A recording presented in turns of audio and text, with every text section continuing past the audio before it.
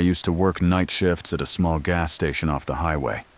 It was never my dream job, but I needed the money, and the overnight hours paid a little better. The hardest part was always around 2 a.m. That was when things got painfully quiet.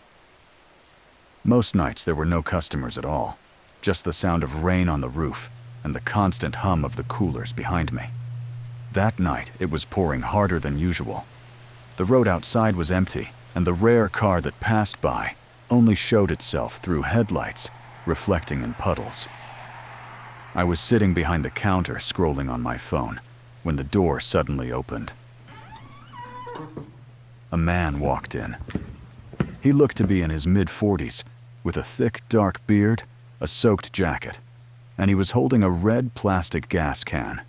He stopped in front of me and explained that his car had run out of fuel a few miles back. He asked if I could fill the can for him. It didn't seem strange. People out here sometimes ran out of gas and came on foot. But something about him put me on edge. He seemed restless, almost like he was trying to stall. His eyes kept darting around the store instead of just focusing on me. I asked if he needed roadside assistance, but he brushed it off quickly, insisting it wasn't far, and he could handle it himself. There was something in his tone that made the hairs on my neck stand up. I walked with the man to the pump, holding the door open as the rain poured down harder. The sound of it hitting the canopy was so loud that I almost had to raise my voice when I asked him if he had cash or card. He nodded, handed me a few bills, and stood there like he wasn't in any hurry. Most people who came in for gas during a storm just wanted to fill up and leave, but he seemed oddly comfortable standing around in the downpour. I swiped the bills, turned the pump on, and handed him the nozzle. He didn't move right away. Instead, he asked me where the nearest mechanic shop was, then where the highway exit led, then whether the station stayed open all night. His questions felt more like small talk than anything useful, and the whole time his eyes kept flicking past me toward the store. It took me a minute, but something finally clicked in my head. He wasn't stalling for himself. He was stalling me. I turned back toward the glass storefront. Through the reflection of the neon sign, I swore I saw movement inside. At first, I thought maybe it was just the glare of the lights on the rain-streaked windows, but then I saw it again. The faint outline of someone ducking behind the aisle near the register. I cut the guy off mid-sentence and told him I'd be right back. His expression changed for the first time. He almost looked nervous, like he knew I'd figured it out. He muttered something under his breath, but I ignored him and pushed back inside the store. The smell of wet asphalt clung to me as I stepped through the doorway.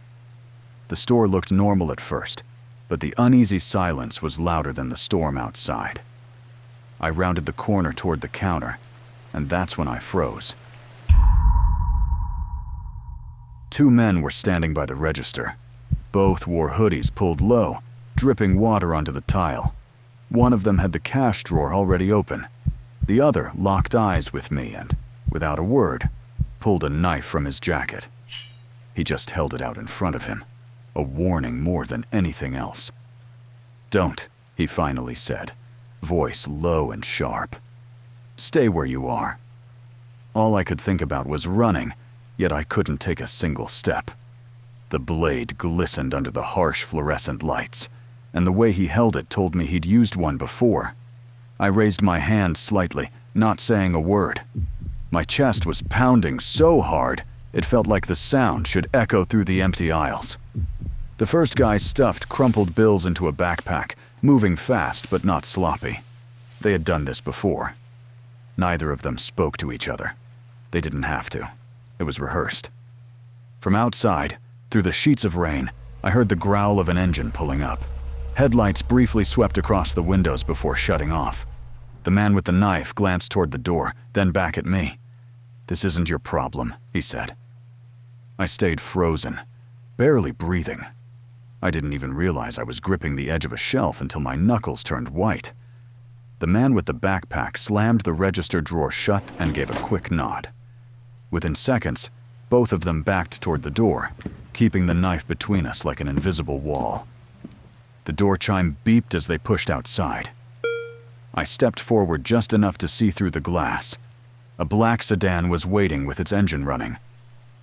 The two men jumped in, the bearded man with the gas can tossing it aside before climbing into the back seat. The car peeled off into the storm, taillights disappearing into the sheets of rain like they had never been there at all. For a long moment, I just stood there in the empty store. The hum of the coolers filled the silence again, but it didn't sound the same. My hands were shaking so badly I had to press them against the counter to steady myself. The register sat half open, loose bills scattered on the floor. I realized how close I had come to being on the other side of that knife. By the time the car disappeared into the storm, I knew I was finished. I went through the motions of keeping the store open, but it felt like I wasn't really there. I cleaned up the mess they left behind, shut the register drawer, and sat behind the counter waiting for daylight. Hours passed without me even noticing. When the morning shift finally arrived, I explained what had happened. Later that day, the police showed up. They took statements, checked the cameras, and wrote a report. But it didn't amount to much. The sedan had no plates. The faces under those hoodies weren't clear, and the money was gone for good. They told me these things happened sometimes at late-night stations, and that I was lucky no one got hurt. I hadn't been stabbed or touched, but that knife was still in my head every time I closed my eyes. I kept thinking about how quickly it all happened, how easily they could have decided to leave no witnesses. I tried working another night after that, but the silence and the rain made my chest tighten. 4 or 5 days later, I handed in my notice. I never worked a night shift again.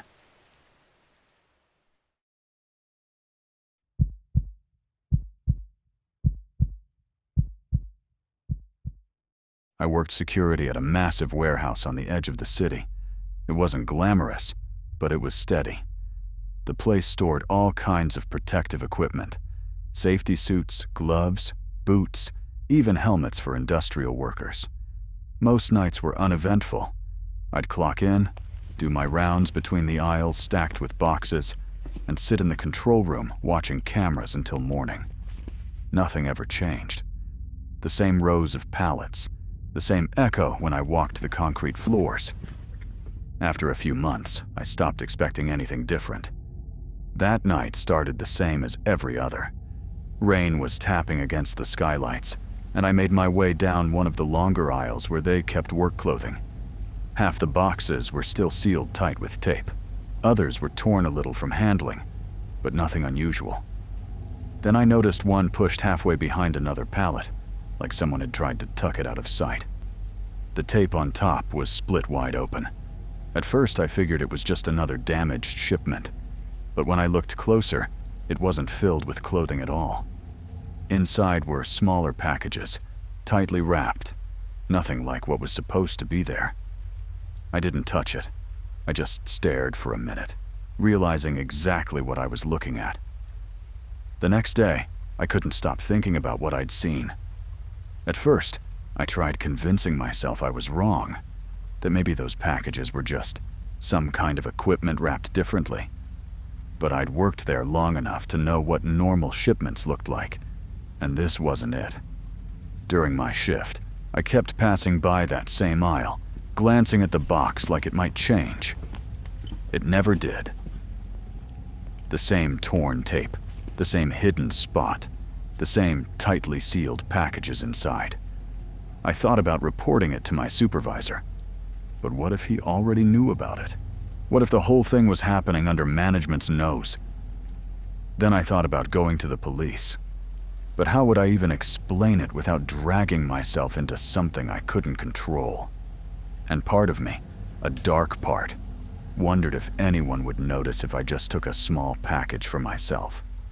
I never acted on it, but the thought crossed my mind more than once. For a couple of nights, nothing changed. The box stayed where it was, untouched. Nobody else seemed to notice it, or maybe they pretended not to.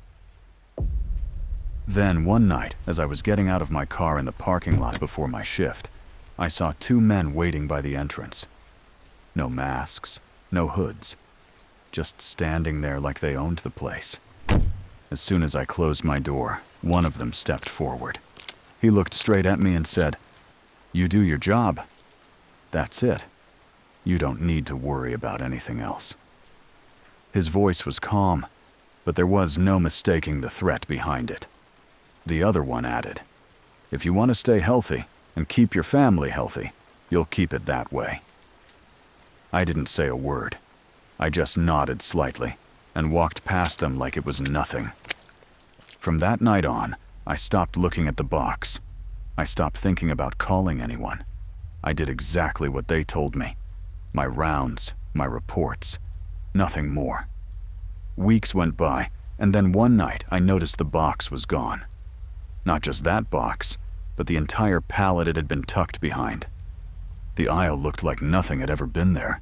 Clean, orderly, like any other row in the warehouse. I checked the cameras later, hoping maybe I'd see who moved it. But the footage for that section of the building was suddenly corrupted. The files just skipped over the hours when it must have happened. Nobody brought it up, not my boss, not the day shift, nobody. It was like those packages never existed, and I understood the message. I didn't need anyone to explain what had happened. Whatever operation was going on had been cleaned up carefully and fast. It wasn't sloppy, and it wasn't random. That was all I needed to know. What unsettled me more than the disappearance was the way everyone acted afterward. My supervisor never mentioned a thing. The day shift never hinted at anything unusual, and nobody else on staff even gave that aisle a second look. And the silence around me made it clear that bringing it up would be a mistake. From then on, my job didn't feel like security anymore. It felt like survival. I walked my rounds, kept my reports short, and made sure to avoid looking too long at anything that didn't directly concern me. Every noise inside the warehouse, machinery settling, doors shifting in the draft, even the buzz of the lights, kept me on edge. I never knew if someone was checking to see if I was following orders. At home, the stress followed me. I couldn't relax, couldn't shake the image of those men waiting in the parking lot. Their warning had been simple, and the disappearance of the packages was proof that they meant every word. They didn't hide their faces because they didn't need to. People like that don't worry about being recognized. I lasted another month before handing in my notice. I didn't tell anyone why. I just walked away. It was the only choice that made sense.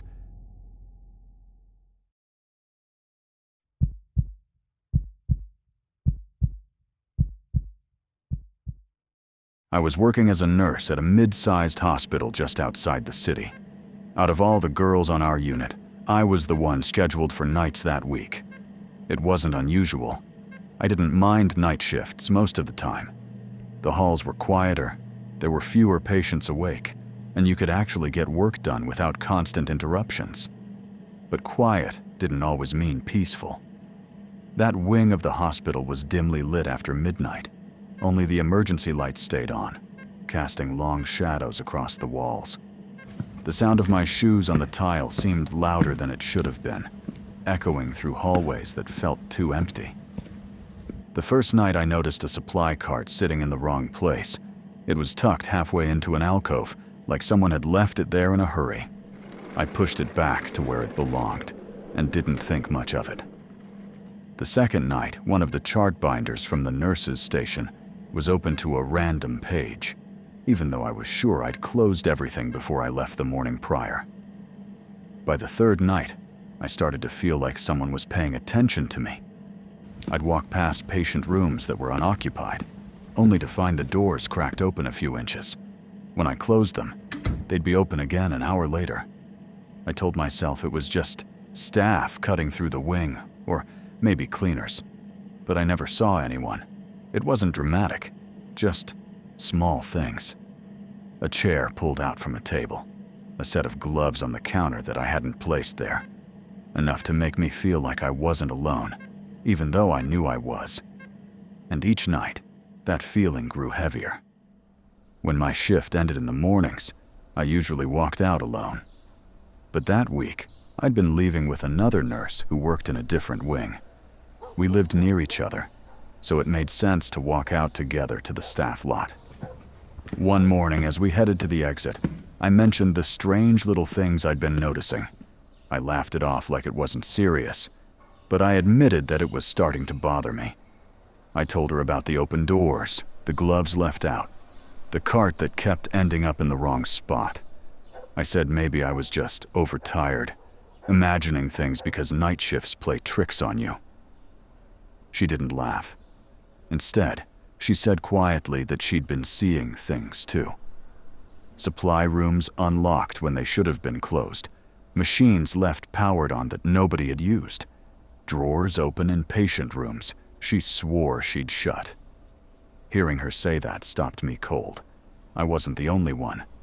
We didn't push the conversation further, but after that, the idea never left my head. It wasn't just me. Something else was happening in that building at night. On my last night of that week's schedule, the hospital felt emptier than usual. Most of the patients had been discharged earlier that day, and the staff numbers were cut down too. The halls were almost silent except for the occasional beeping monitor or the hum of the ventilation system. It didn't feel like a hospital anymore. It felt abandoned. Around 2 in the morning, I was doing my usual rounds when I caught something out of the corner of my eye. Down a long hallway, past a row of closed patient rooms, a figure stood in the distance. It wasn't moving, just standing still, too far away for me to make out details. My first thought was that it had to be another nurse, but nobody else was scheduled in my wing. When I blinked, it was gone. I told myself it was a shadow, a trick of the light, but my body wouldn't stop tensing as I moved through the rest of the floor. Every corner I turned, I expected to see it again. A little after 3, just as I was finishing up some charts at the nurse's station, I heard it. A scream. It came faintly at first, echoing down the halls, but it was sharp enough that I froze in my chair. A woman's voice, panicked, shouting one word over and over. Help. My heart started pounding. I knew exactly where it was coming from. The sound carried through the empty corridors, bouncing off the walls, but it was clear enough to know it wasn't in my wing. It was from the other side of the building, the wing where my friend worked. For a second, I just sat there, trying to convince myself it was a patient, maybe someone confused or in pain. But that wing had been nearly empty all night. She shouldn't have had anyone there. Then it came again, louder, more desperate. Without even thinking, I got up and started running. My shoes slapped against the tile as I pushed past the darkened rooms and empty carts, every sound of my footsteps swallowed by the echo of that voice. The hospital was almost silent otherwise, but the cries for help kept cutting through the air, pulling me down the hallway. I didn't stop to think. I didn't call anyone on the radio. I just ran straight toward that wing. By the time I reached the other wing, I could already hear commotion. When I rounded the corner, 2 doctors were there, holding a man down against the floor. He was filthy, his clothes torn and stained, his hair matted. He looked completely out of place in a hospital, like he had wandered in from the street. My friend was standing a few feet away, shaking, with another nurse holding onto her shoulders. The look in her eyes told me everything I needed to know. Security and police arrived quickly after someone hit the emergency alarm. The man was handcuffed and dragged out, still shouting nonsense, his voice echoing down the hallway until the doors shut behind him. I found out later what had actually happened. According to my friend, he had followed her while she was making rounds. She noticed him too late, and he grabbed her. He tried to force himself on her, right there in one of the empty patient rooms. She screamed, and the doctors happened to be close enough to hear her. They rushed in and pulled him off before anything worse could happen. The police told us he was a drifter who had slipped in through one of the side entrances earlier in the night. Somehow, he had made it past security without being noticed, wandering until he found her alone. I kept picturing how different the outcome would have been if she hadn't screamed loud enough, or if the doctors hadn't been nearby. She was lucky, but the thought of what almost happened stayed heavy in the air long after they took him away. For me, that night was a harsh reminder. In a hospital, on night shift, you think the danger comes from patients coding or equipment failing. But sometimes the danger is far more human. And as a woman working those hours, I can't think of anything worse than what nearly happened to her. It's something I hope no woman, including myself, ever has to go through.